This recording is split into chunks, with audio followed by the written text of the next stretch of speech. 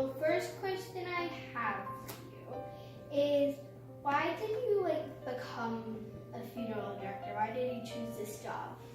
That's everyone's real question. Why did you want to go into something like this? And I did not have any family background or anything else in funeral service, and I decided when I was in 7th or 8th grade, I decided that this is what I wanted to be, which is probably just as unusual. And but I never changed my mind. We had an intramural basketball team in 8th grade. We, affectionately called it the Undertakers, and I was the captain of that. And just all through school, everybody knew, well, that's Dave Barbola, and he's going to be an undertaker, which is what we called funeral directors back then, or kind of for a slang term. Funeral director is the correct word, by the way, that you used, so that's very good. And it never changed. And I, went on to school, and it was very helpful because I knew what I wanted, and so I didn't waste any credits. And my parents weren't exactly thinking, oh, this isn't going to, this isn't really good, but they sent me to the University of Minnesota, where I got a Bachelor of Science degree, one of the few places in the country that offers such a thing, because they didn't know where I'd end up, and they said, well, at least the kid is going to get a degree, and wherever he ends up, he ends up. So, yeah. Okay. My second question for you is, what do you do when someone dies? What's my job? Yeah. Well, first of all, I kind of consider the funeral director as the caregiver. The funeral director is the caregiver not just to the dead person, but also he's the caregiver for the family. And becoming more and more that way as we see, we see some families that are religious in nature, and we see a lot of families nowadays that maybe aren't. And so we become more centered as the caregiver for people. One thing about death, we never know when it's going to happen or what time of the day or night.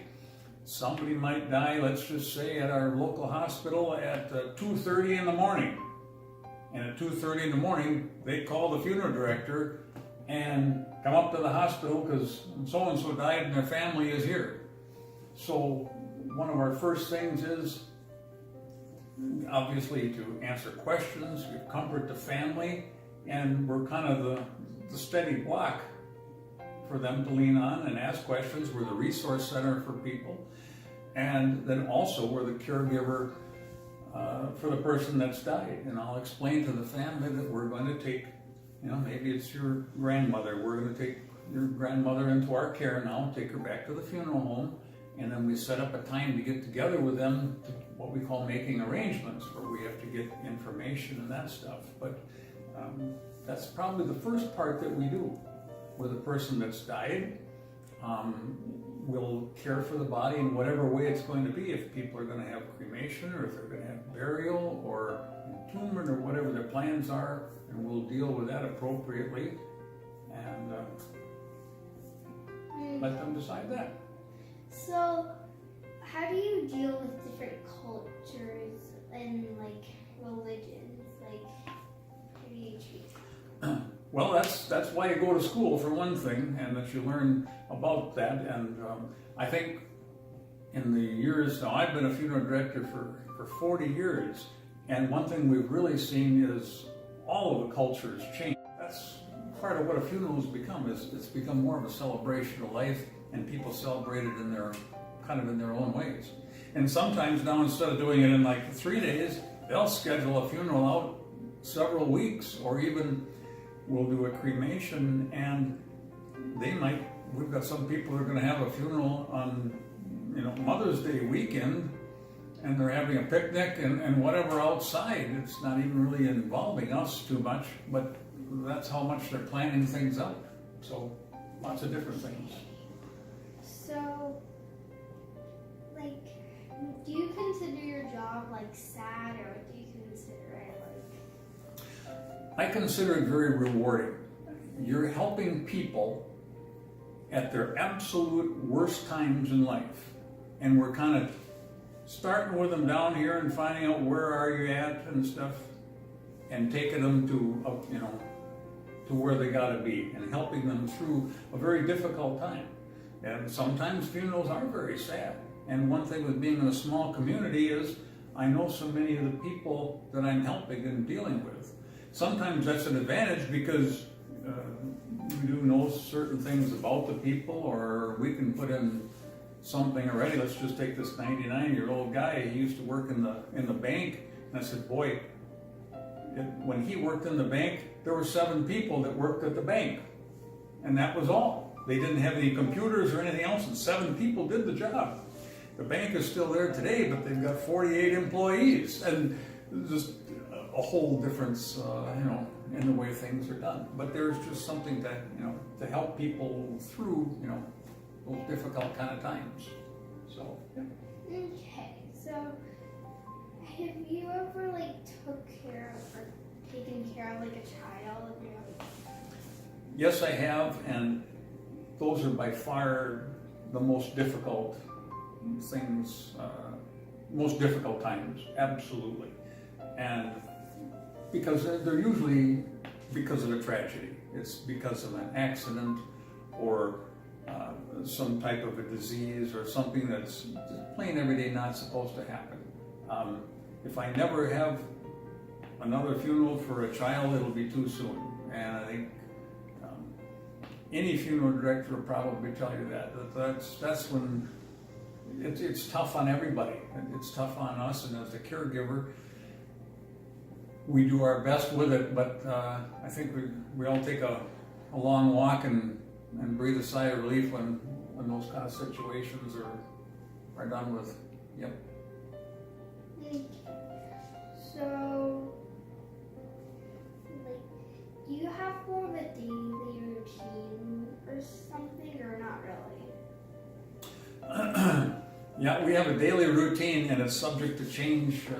I always tell people, I don't know where I'm going to be 5 minutes from now, because the telephone can ring and my whole day is going to be changed.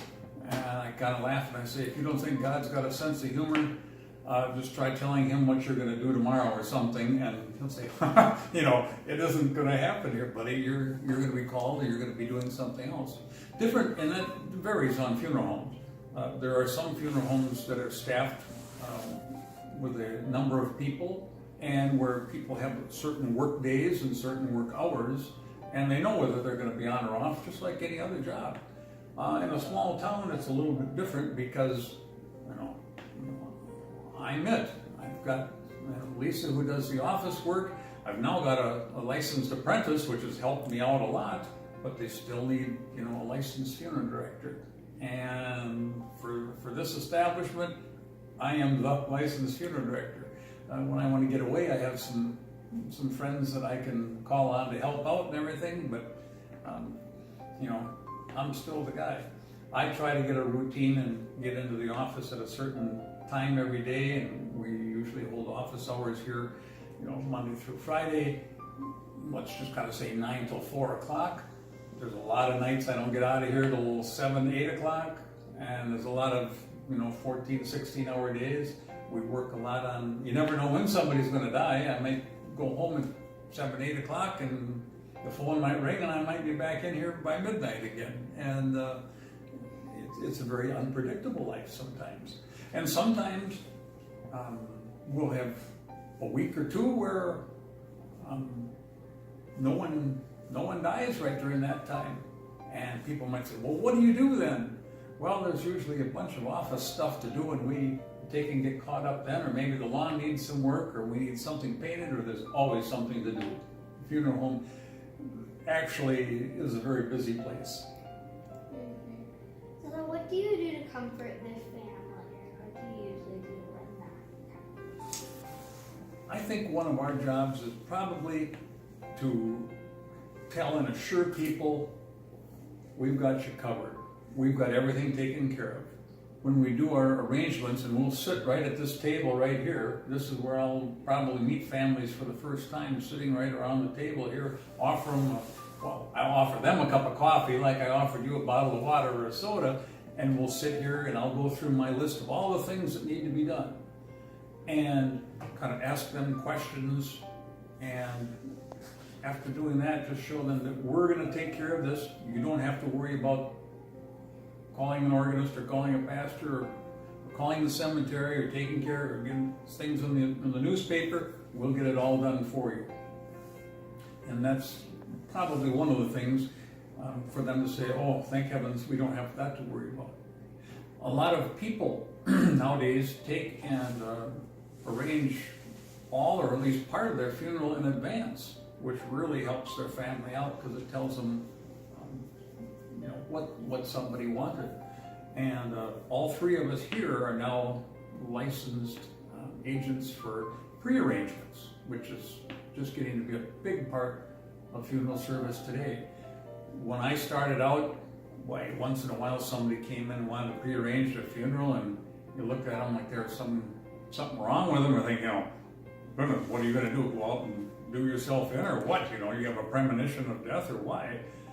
Today, it's more the norm, and it's more that you really should do that. Everyone should, for several reasons. Okay, so I think that might be okay. That's all the questions I had. So now could I have a tour of the place? Absolutely. We'd be happy to show you that, okay? Sounds good.